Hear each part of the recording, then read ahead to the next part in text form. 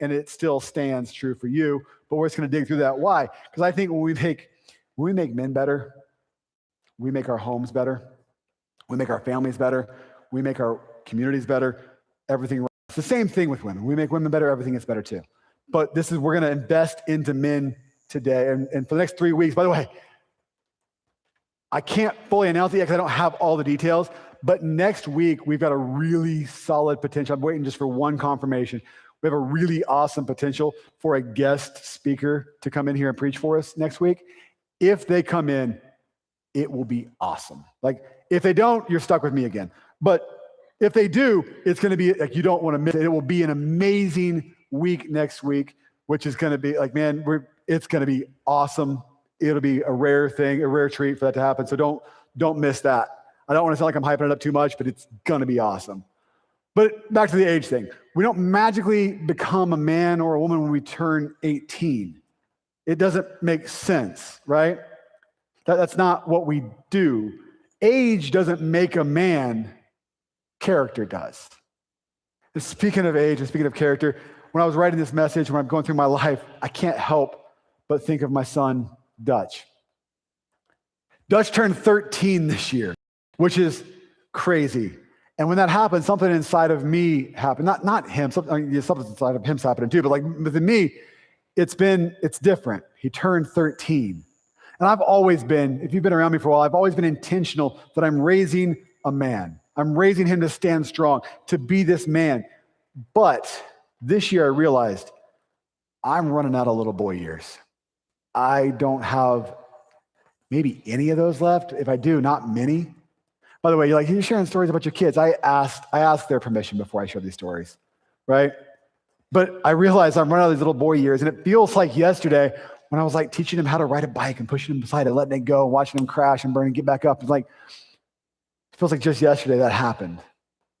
And now I'm teaching him how to become a man. And here's what scares me. Nobody gave me a checklist. Nobody's like, here's how you raise a man. See, my dad died when I was 5 years old. And I'm not saying that like a woe is pity, but just to let you know, there's no one that taught me these things. My grandpa, who stepped in and helped raise me for a long time, he died when I was still 21. Like, before I ever had a son, before I was married, he passed away. My other grandpa, whom I love dearly and cherish, he's just a quiet guy. And he raised 2 daughters. It's a little different, right? Then my other grandpa, I got a lot of grandpas. My other one, he was not a good man that could have told me how to do this anyway. So no one gave me a check. No one handed me a book that said, teach him how to have courage. Teach him how to be brave. Teach him how to fight. And I say that, some of you guys are like, teach him how to fight? You're dang right. Well, I'm not teaching my kid how to fight. That's when my kid will win. That's a whole different thing, right? Like, my kid knows how to fight because your kid doesn't, and someone's going to bully them, right? When no one ever taught me to teach my son and my daughter to never bully but never be bullied. No one gave me a checklist that said, teach him integrity, teach him how to apologize, teach him how to stand strong. No one ever gave me that list. And then one day, he's growing up and I'm watching him, and one day I watch him walk over to a car with a girl. And he reaches out and instinctively opens her car door. And then she smiled at him and he smiled back at her. And then he closed the door. As he came towards me, I realized no one's giving him a trophy for that. No one's posting that online, but that's how manhood is built. One choice, one habit, one decision at a time. I'm not raising a boy anymore. I'm raising some little girl's future husband. I'm raising my grandkids' future dad. I'm raising someone's future leader. And that changes everybody because he's starting to act like a man. And in the Bible, Paul, he writes something fascinating to me. Read it with me. It'll be on the screens beside you, but you can go ahead and get to 1 Corinthians chapter 16. This is kind of the core, the foundation verses for this entire series. We're going to touch on this every single week. This foundation verse for us in this. And it says this, it says, be watchful, stand firm, act like men, be strong, and let all that you do be done in love. Act like men. That's not toxic. That isn't outdated. It's not cultural. It's biblical. That's not old advice. It doesn't apply to us in our day and age and our time. It just does, the Bible doesn't mean the same thing. Yes, it does. It's the same thing today that it was yesterday, and it'll be the same thing tomorrow. It still stands firm. It applies, I'm telling you, dads, boys, guys, God still calls us today to act like men. But here's the deal. I say act like men, and everybody has a different definition of what that looks like. Culture tells you one thing. I think culture and society, it tells you this version. It tries to sell you this TikTok shop, Temu store, Dollar Tree version of what a man should be. And that doesn't work. You ever buy anything from a Dollar Tree? I do, reluctantly. Right? I go buy cheap stuff. Why? Because it's disposable. I've never once in my life walked into Dollar Tree, bought something, and expected it to be the inheritance of my grandkids. Never once have I bought something that I thought would last more than 3 days. If I get more than 3 days use out of it, it's a blessing, right? But it's those things, but we buy that version of manhood and we instantly regret it. That's what tends to be toxic. That's what tends to be damaging. That's what tends to make masculinity and things like act like a man look foolish. Today, we want to learn to act like a man, but God's version, biblical version. And today we're going to talk about the 5 marks of biblical manhood. We've got 5 different marks of biblical manhood. By the way, this whole sermon today is based on a book written by a pastor, Brian Tome, who wrote the 5 marks of biblical manhood. You should get your phone right now, go on Amazon, buy it. Get it to your house, read it, absorb it. Like, fellas, some of you guys are like, I don't read books. Cool, start. But second of all, you can get it on audio book. Listen to it when you're driving in your truck, when you're at work, whatever that looks like. Absorb it. It is good stuff because I can cover just a fraction of it today. So but we're going to jump into these 5 marks. And I don't care. By the way, this is biblical manhood. It's not based on how many animals you hunt, kill, and eat, which I've done a bunch of them, right? That's not it. This isn't manhood based on how big your truck is, which my Jeep's big enough to park on your EV, whatever, right? It's not based on how long your beard is or how you can grill a steak, which you should learn how to grill a steak because what you call well done is not indeed well done, all right? Some of you will burn cereal. Just learn how to cook a steak, okay? But these 5 marks are marks that every male can use to become a man. Whether you're 16 or you're 60. Whether you're 8 or you're 80, these are things that we all can do. And we're going to start by looking at a guy named Noah in the Bible. And you might I know the story of Noah. Everybody knows that there's a big boat, there's animals and all this stuff, right? I get that. But Noah's story started way before the ark was ever built. Long before the ark, back in Genesis chapter 6, verse 9, it says that Noah was a righteous man, blameless in his generation. And Noah walked with God. That's huge. That's where manhood starts. He walked with God. Now, it wasn't how big his muscles were or how much money he had. It starts with walking with God. And there's these 5 marks. These 5 marks we talk about today. These are a challenge, guys. This isn't me slapping you around saying, you're not perfect. That's not it at all today. I'm challenging you to rise to the standard that God created and called you to be. He built you to be this man. And so this is where it is. Mark 1 is this. By the way, I say Mark, it's always weird that Mark 1, because I'm it's not Mark 1 in the Bible. It's just, this is the first mark we're talking about today. First mark is a man has vision. A man has vision. See, boys wake up and they think, what do I feel like doing today? I'm going to do this. I'm going to do that. But men wake up asking, what has God called me to build? What has God called me to build? Vision is simply knowing where God is taking you and walking that direction, building that direction, living that direction. Without vision, life is just survival. You just drift along haphazardly. You wake up, you go to work, you pay bills, you watch Netflix, you go to work, you pay bills, you watch Netflix. You just repeat over and over again. God never created you to drift through life. Noah spent decades decades building something that no one else understood. Imagine explaining that for a second. Hey, Noah, a lot of noise coming from your backyard. What are you doing?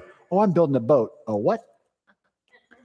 What's a boat? Oh, it's this thing that floats in water. Why?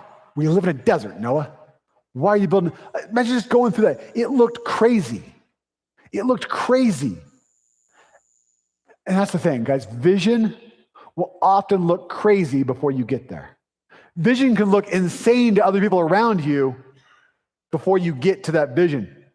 Some of you guys, you go to work and the guys are like, why don't you come out and get a drink afterwards? You're like, no, I'm going home. Why? I'm going to spend time with my wife and my kids. Or you're a young guy and you've got guys who man, want to go hang out and go party and go do this and go do that. And you're like, I ain't doing that. Why? I got to get up and go to work in the morning. I got to get up and do this. And you're building what? Your future, your legacy that's coming. It's not here yet, but you're building towards it. And they're calling you crazy. I mean, just loosen up. Just hang out. Just live a little bit. It's okay. Come get drunk with me. It's okay. Come do this. It's okay. Go sleep with her. No. I'm building my family in the future. You don't have a wife. How are you building your family? My future is a vision. I'm building towards that. And it looks insane to everybody else around you. Why won't you sleep around? I'm building my family. Why won't you do this? I'm building my future. I have vision for where God's taking me. Some of you guys need to answer this question today, though. Because vision, in our culture, we often confuse that with career. And it's not just that, because here's a question. If your career disappeared, would anybody even know what your life is about? If your career's gone, does anybody know what your vision is? Because if your vision is just to climb the corporate ladder, that's a career goal. That's not a life vision. So I'd encourage you to be able to answer that, because honestly, drifting is easy. Our culture that we live in, it encourages, especially encourages young men to drift through life. We declare adolescence as somewhere like you end your adolescence period somewhere around 27. Our grandfathers fought in wars and died before that. And we're saying now you don't have to grow up until you're like 27, 30 years old. Whatever, you should be on your second career by then. Like you should have some side hustles and some weird hobbies by that point, okay? Like you should settle down and live life. It's different. Drifting is easy, but direction, vision takes intentionality. It takes focus.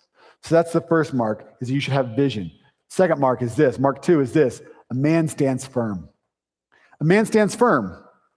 Genesis 6 says this about Noah, that in Noah's time, in his era, in his culture, that the earth was filled with violence and corruption.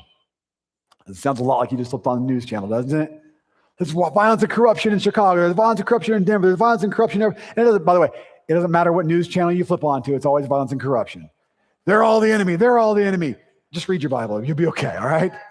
Let's just keep focused on that. But everything goes that way. Even back then in Noah's day, he was doing everybody did exactly what they wanted, complete disregard to what God had built them and created them to do, except Noah. See, Noah refused to blend in. This is a statement. Find it. But where do dead fish float? Downstream, where everybody else goes. Dead fish float downstream. Live fish swim upstream. It doesn't take culture. In other words, it doesn't take culture to follow everybody else. It doesn't take courage to follow everybody else.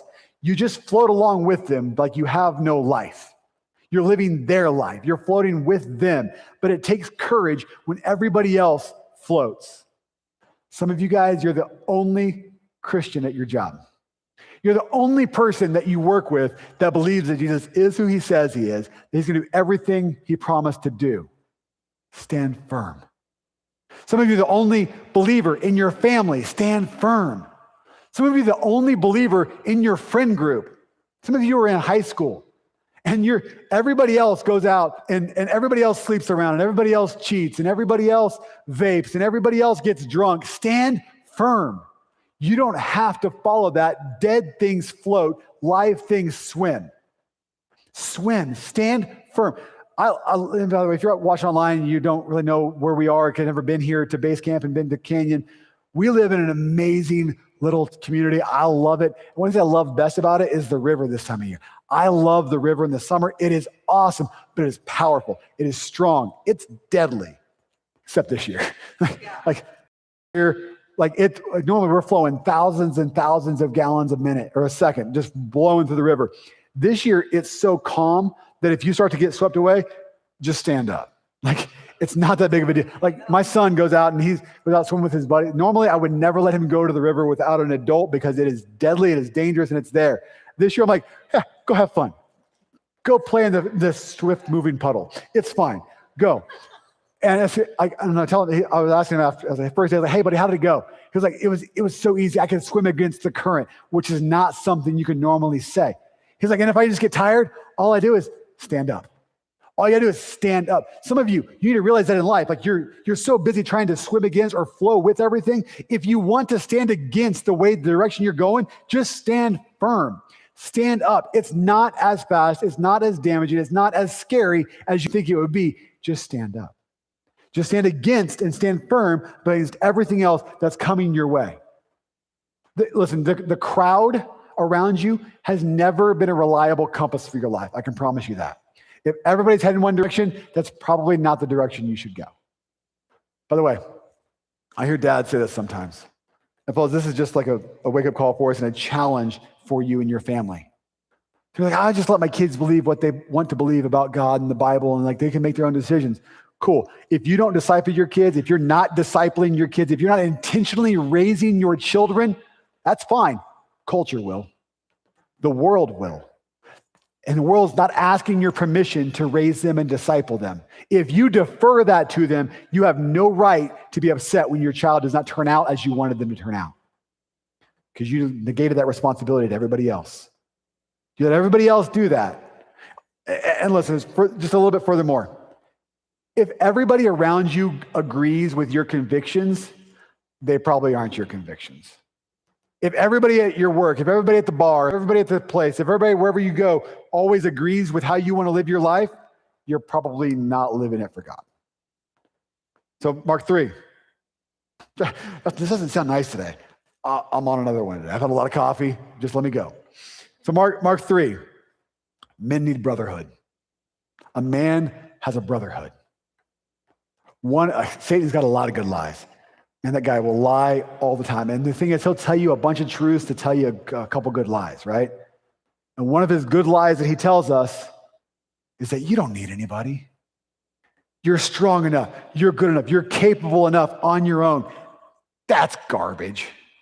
Like the Lone Ranger has Tano. Batman and Navy SEALs move in teams. Even Jesus built a team around him. Why?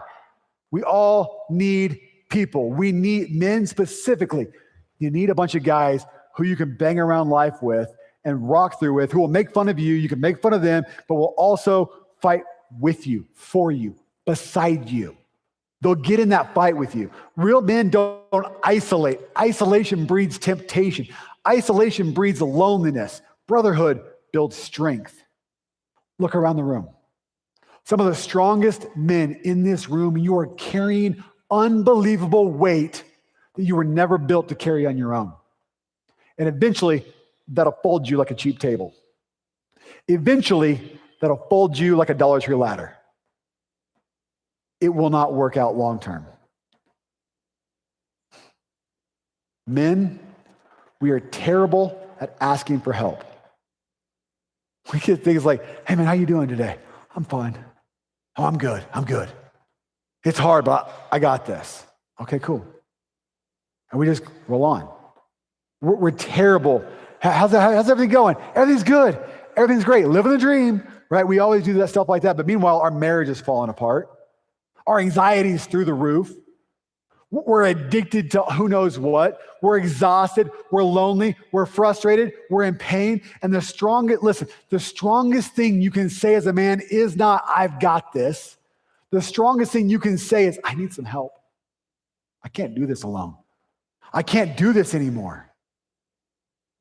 Listen, a lone wolf dies, but the pack will survive. And you need a brotherhood of guys who Yes, they tease you. They make fun of you. Listen, I know there's like the 5 love languages, right? It's like quality time, physical touch, all these things. I think men have a few different ones. Like one of our gifts of love is sarcasm, right?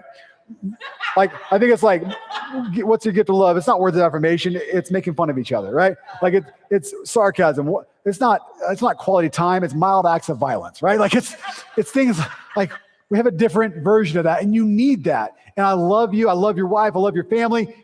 She can't do that for you. She can't. You need guys to get around, knock around a little bit with, and fight life together with. Where do we find that? Show up Wednesday at 6. You'll find it here. I got a men's group that meets here, and you'll find. Now please, for the love of God, don't show up in a suit and tie thinking you're walking into a Bible study. You'll get mad at me real quick. It ain't that. You're going to get made fun of. You're going to hear some things you didn't expect to hear at a church service, like at a church study. You're going to hear those things. But what happens? Guys show up for each other, don't they? Guys show up. One of the most awesome things I've been able to be a part of, and I'm careful on how I say these things because these dudes go here. But one of the most godly experiences I've had in a long time, there was a dude that was there, and his occupation was in direct opposition of this guy's occupation. It's like prison guard and criminal. That's where it was. Like, it's like, guy did a bunch of years in prison, guy guarded, guy in prison. This guy was like, I'm done. I don't want to do life. I'm in pain. I'm struggling. I'm hurting. First guy to stand up before I could say anything. This guy, former prisoner, who literally was like, dude, a couple years ago, 6 months ago, I'd have been like, all right, this guy sucks. I hate him. Now he's like, dude, you stand strong. You deserve it. You're worth it. And it was an awesome thing to watch this guy minister to this guy. And 6 months ago, that wouldn't have happened. Why? They found a brotherhood that they could go, man, we used to just be at ends, but now we're in it together. And that was awesome. Men, you need a brotherhood. One of the strongest things you can say, one of the strongest sentences you could ever say isn't, I've got this. It's, I need help. So lone wolves die. The pack survives. Mark 4, the 4th mark of this today is a man works. We're built to work. We're built to work. I don't want to do this. I don't want to do that. You're built to work. Work existed before sin entered the world. Work is not a byproduct of a fallen world. Work is holy. Work is good. God gave Adam a job to do before he gave him a wife to have. Men, we build things. We build things. Sometimes it's houses. Sometimes it's a home. That's different. Sometimes it's businesses. Sometimes it's churches. Sometimes it's organizations. Sometimes it's families. It's kids. It's futures. We build stuff. If you're not building things in your life, you're drifting. And you wonder why it's not working. See, Noah spent somewhere around 100, I don't know if you know this, he spent somewhere around 100 years building the ark. In a time before, like, no power tools. There was no Home Depot to go buy some extra lumber at. He had years. There was no Harbor Freight to go buy cheap tools. I bought some yesterday. It was pretty, anyway, he spent time. You couldn't this wasn't easy. He couldn't like go on YouTube and Google or search for like how to build an ark tutorial. There was none of that. He couldn't do any of that. Just blind obedience and trusting God that swinging this mallet mattered. It mattered now. It mattered to the future. It mattered to the world. His work mattered. And he spent time after time after time swinging the mallet and swinging it again and again and again, over and over again, until God built in him what he needed to do. Yes, have faith, but faith picks up the mallet that swings with you. I think God shows up and does miracles in an instant. That's a real thing. I've seen miracles happen, things I can't explain. I've seen it. But you know what else I've seen? God build miracles through just gritty consistency, showing up, doing hard things, doing the work over and over and over again. My family has been built not because God instantly showed up and built my son to be the man he is or my daughter to be the woman she's becoming. Not because it just a miracle happened. Why? Because we've been just brutally consistent in raising them to be the people God built them to be. This is where it is. So through gritty hard work and obedience, God can build you, working. Then Mark 5, the fifth mark of a man is that a man protects. And this is where Noah's story comes together. Noah, why did Noah build the ark? I mean, one, God told him to, but to save his family, to protect mankind, to protect the animals that God asked him to. Noah protected. Men protect. And it's bigger than fighting someone. Like, it's bigger than like throwing blows and throwing hands. Like, it's bigger than all that. Like, sometimes, yes, that's protection. Sometimes that's it too. But sometimes protection looks like turning your phone off and going inside. So sometimes it looks like coming home early. It looks like playing with your kids instead of playing a video game. Sometimes it's walking your daughter into school. Sometimes it's teaching your son to respect women. Protection looks like protecting your marriage from temptation. It looks like protecting your home from bitterness, from isolation. It looks like protecting your family from spiritual drift. Don't let your family spiritually drift because you saw a TikTok that said you shouldn't tell your kids what to do. A protector doesn't just ask, would I die for my family? Because I think if I was to say that, like, hey guys, raise your hands if you would die for your family, I think 90% of men would raise their hand. The other 10% would raise it afterwards because of peer pressure, right? So like, that's not the biggest question I want you to answer today. That's not necessarily the number one question that men need to answer. The harder question is, will you live for them?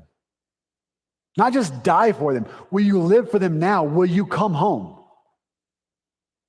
Will you put your phone down? Will you pray over your family? Will you be the first to forgive and not to say like, oh, I apologize that I made you feel bad. No. I apologize for what I've done. Not the addendum on that.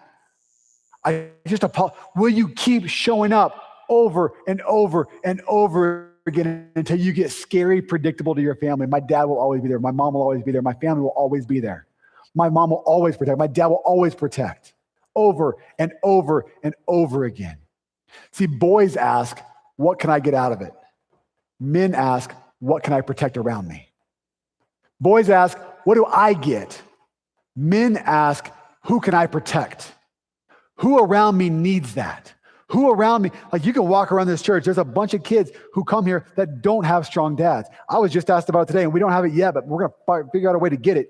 He was like, do we have any mentoring programs for young boys to have dads who are we need a background check, we need to run a bunch of systems, we need to make sure it's safe. But like we have families who need strong men, and some of you are those men. Some of you are becoming those men. But we need to have that stuff. Why? The world is crying out for it. We need strong men. Here's the problem. Here's the problem with all 5 of those lists. We could list them all out. Here's the problem with all those. At one point of time or another or multiple times, every single one of us men, we've blown it. In at least one, probably all of those. We failed one or more of those marks. Every dad, every boy, every husband, every son, every pastor, every single one of us have failed at least one of those, probably more. But there's really good news. It's the gospel in the Bible. The gospel isn't telling you, this book here doesn't shout at you, be the perfect man. It doesn't. The gospel is, though, there is a perfect man, and it's Jesus. He had vision. He stood firm. He surrounded himself with a brotherhood. He worked until the Father said, it is finished. He protected us by laying down his own life. Jesus isn't just our example. He's our rescue. He wasn't just a good teacher that said, this is how you live your life. He lived that life as an example and then gave it as our rescue. The goal, fellas, the goal isn't try harder, stupid. It's surrender deeper, surrender more, grow more, chase life with Jesus. Men, I think God is asking us a question today. Who's next? Who's going to stop drifting? Who's going to become the husband, the father, the son, the grandfather, the leader, the man that God called? Who's going to start acting like the man they were built to be by God? I think that's your question, because boys grow older, but men grow stronger. Men grow consistent. Men, one day, someone's going to stand at your funeral. It could be your wife, your kids, your grandkids, and they're going to have to answer one question. What kind of man was he? I'm one of those weird pastors. I'd rather do a dozen funerals than 3 weddings, like all day. You want to know why? There's no bridezillas at a funeral. Like nobody's freaking out about the flower. Like it's just people show up and it's easier to maintain, usually. See, sometimes you do really sad funerals, and I've done a couple of those. The second saddest, I won't go into the first, but the second saddest funeral I ever had to do. See, I always sit down and I try to have a celebration with everybody. I always sit down with everybody and I'm like, okay, we get around a table or we get in the living room. And I'm like, okay, guys, like this is Bruce or whatever. Like this is Billy Bob. I'm gonna use the names that no, I've never done a Billy Bob funeral, so that way no one thinks it's them, right? Like, okay, guys, I don't know Billy Bob that well. Tell me about him. And they always share stories, and I get them to share fun stories and exciting stories and sad stories and like stories of who this man in the box was. And the saddest one I ever did is I sat down with everybody and said, okay, tell me about him. And they go, well, I'm like, okay.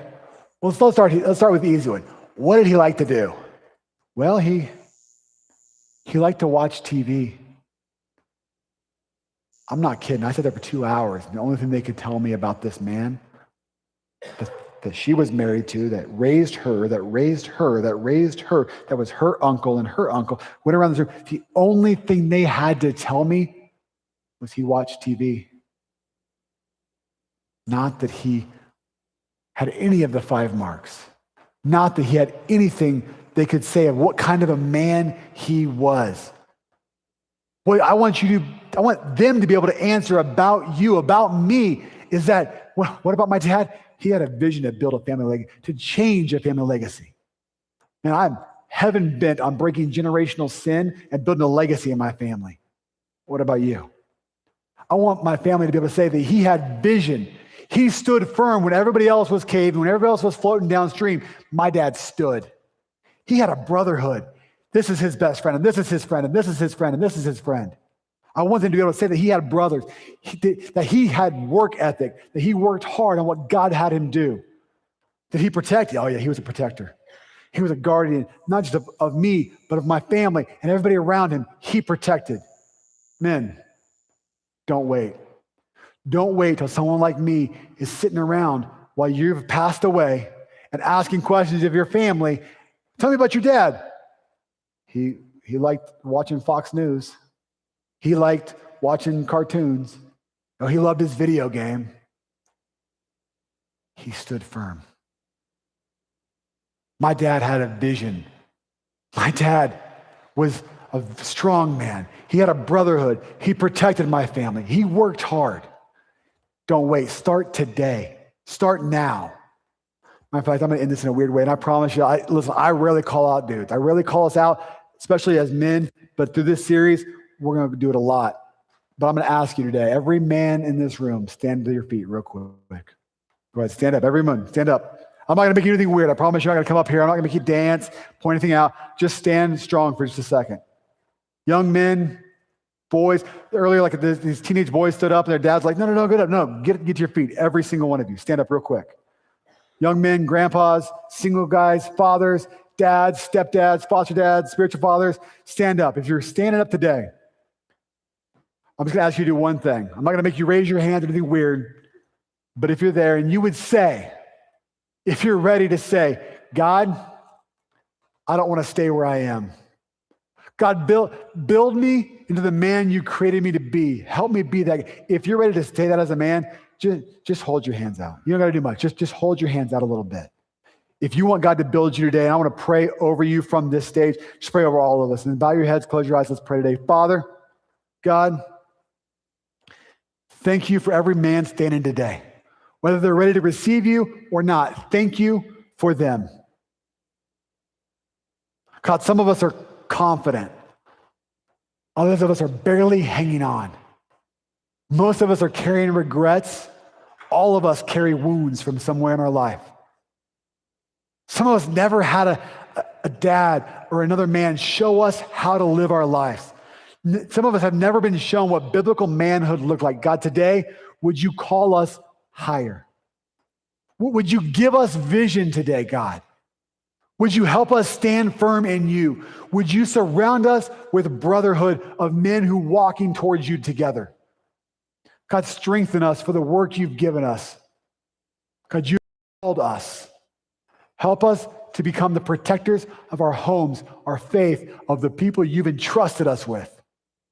And may our church, may your church be known for raising men who look like and fight like Jesus, who look more like Jesus than the world around us looks like. Can we ask this or just pray? Amen. You guys can have a seat. I want to thank you for standing up on that. We're going to close out today. The band's going to come back up. They're going to play another song. I'm going to unplug my stuff. It was weird today. I didn't have any charge on my iPad. It was crazy today. Literally, I walked on stage today, the first service, with 2% battery plugged in, and it stayed at 2% the entire time. I don't know what that says, but I need to fix it. Anyway, that's the whole thing. But thank you for being here today. We're going to jump in, we're going to go through the rest of this series, and I really firmly believe it has the power and the ability to change, through God, to change your family's direction, to change your personal direction. Some of you guys may be going, man, I don't have a man in my life. Come figure out what to look for. Some of you may be going, I don't have a dad to teach me these things. Come on, we'll teach you. We'll walk with you. Some of you may not know what a vision looks like, but come on, we'll do this together. I want to ask you, if you're new or newish to the church, and you're like, hey, how do I connect? It's really easy. All you got to do is text the word hello right there. Text the word hello to 719-341-3900. It's going to send you a link back immediately. And then you're just going to tap that link. It's going to take you like 30 seconds to fill it out. And then you can meet me in the lobby. I'll get you a little church survival kit. It'll be awesome. I think if we have any more barbecue, anything left, it'll be in the lobby and you can get more barbecue fountain if we have any left. I don't know if we do. Y'all ate a bunch today. We had a bunch of stuff and you guys ate like the men you are. So good job. But as we go through, if you want to connect, that's the way to do it. And then I also want to say next Sunday, we do this thing called Welcome Rally. It's a blast to do. All that it is the big party. It's over across the hall from here in our rally room. And all we do is we hang out, we play some games. You get to know who we are as a church, why we do what we do, how did we get here. You kind of know the origin story of the church and then how you can lock in and become a local if you choose to. And I will say, if you're new, you're even thinking about it, by coming to it, it doesn't mean you commit to being a local here. It's just that you're checking it out. And if you check it out this month, next week, I encourage you to do that. It's in between services at 10:05. But don't wait till next month in July, because we're not doing one in July, because a couple times a year, I give our team a break. And so in July, there's no welcome rally, and in December, there's no welcome rally. Other than that, we try to do them every month. So show up for that. It's going to be fun. All you got to do is text the word. I don't have a slide for this one. All you do is text the word welcome to that same phone number. Text the word welcome. We'll get you there, and it will be an absolute blast. That being said, go get your feet real quick. We got one last song. The band's going to play us out. Then you can go finish off some barbecue and make your dad grill a steak today. If anybody ever asks you, just as a steak thing, if anybody asks you, how do you want your steak? And you say, well done, they should bring it to you medium rare. I'm just throwing that out there for you. So, because that's a well done. Anyway, love you guys. Grateful for you being here. Remember, whoever finds God.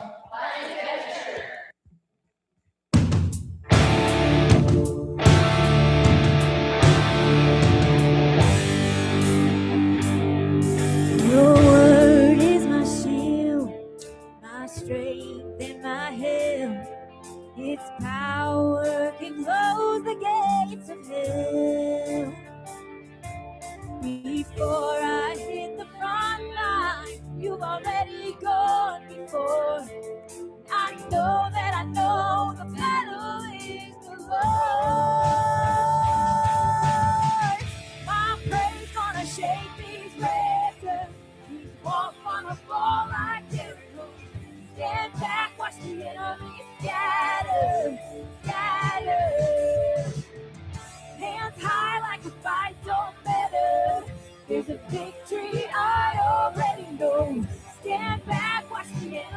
scattered, scattered. All right, Expedition, happy Father's Day. Remember that because it is Father's Day, there will be no switchback students tonight. Hey, we're hoping you guys have an amazing day, and we'll see you next week.